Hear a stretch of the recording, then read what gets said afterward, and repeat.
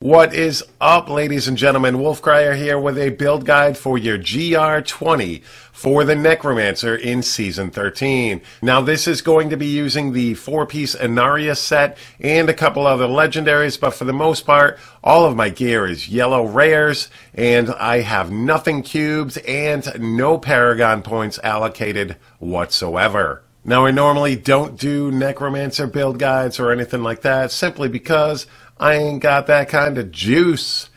But since I will be transitioning into a version of Lord Fluffy's corpsemancer build, I figured I'd put this out to you guys. This is the build that I'm going to be using to knock out my GR20 once I reach 70 in the upcoming season. Now, I am going to be using a watered-down version of a corpsemancer build using Corpse Explosion and the 4-piece Inarius Set, and I'm also going to be using Grasps of Essence. Now, the ones I got are kind of crappy, and you want to make sure that you are trying to get these early on. These can be rolled for right at level 1 using your Challenge Rift cache, so because these can be cubed and stuff like that later. And this is going to actually give you the full 100% increased damage for 6 seconds instead of the 75% that I have on, and probably do this even faster than I did. Now, I did this GR20 in about 6.5 minutes.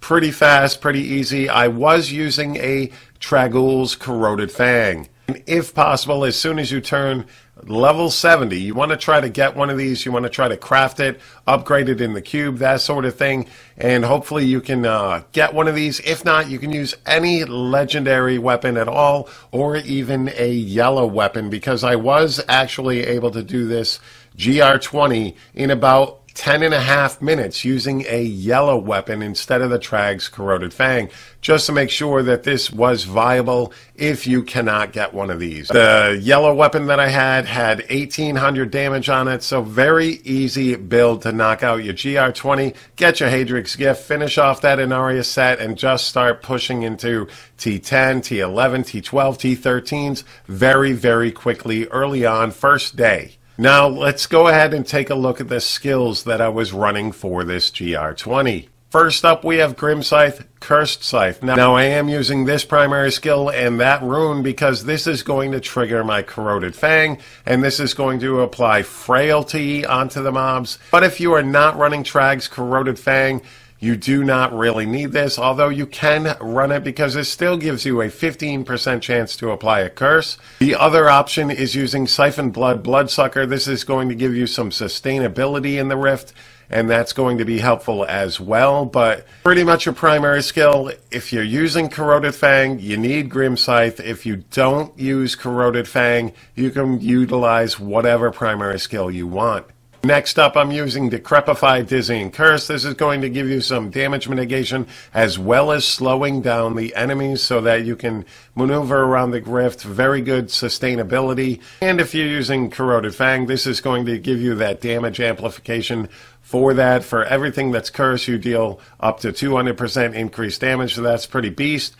Next up, we're looking at Command Golem, Flesh Golem. Now, this is going to allow you to launch your Golem at a certain area. He drops corpses, and this is going to allow you to just cast your Corpse Explosion and pretty much blow up everything. Definitely save this skill for elite packs and stuff like that, because you will wreck elites using the Flesh Golem every time you reach an elite pack. Definitely, if you have multiple elites, group them up so that you can go ahead and kill them all with one use of Command Golem.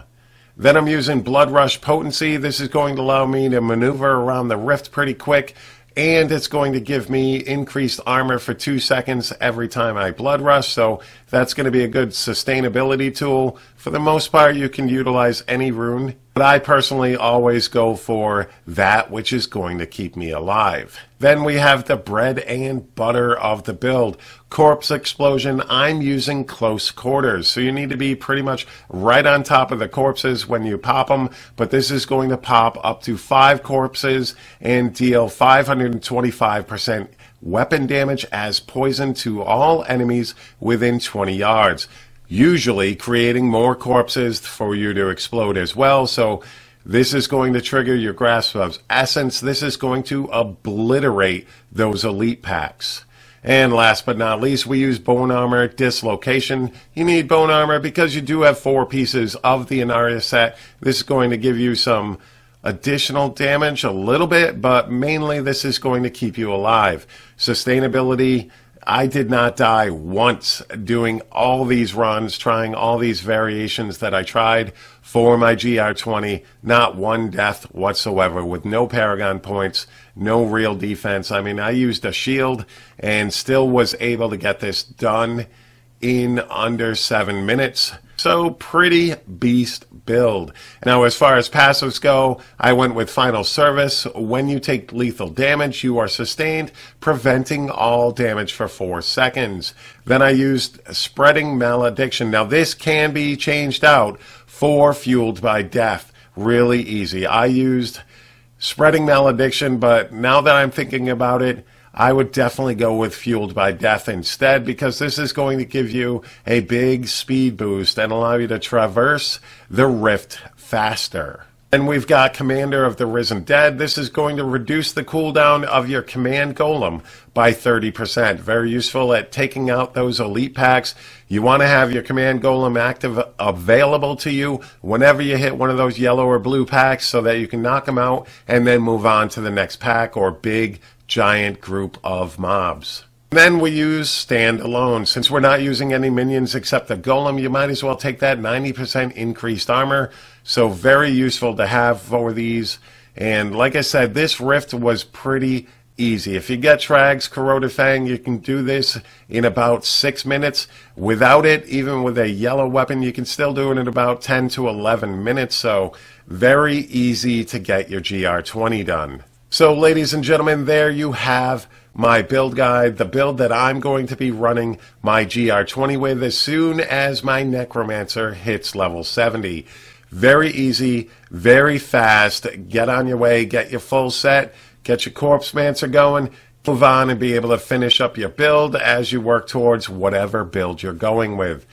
Ladies and gentlemen, thank you so very much for taking the time out of your day to watch my video. I greatly appreciate it. Hit that like button, hit that subscribe button, and you guys have a great day. Peace.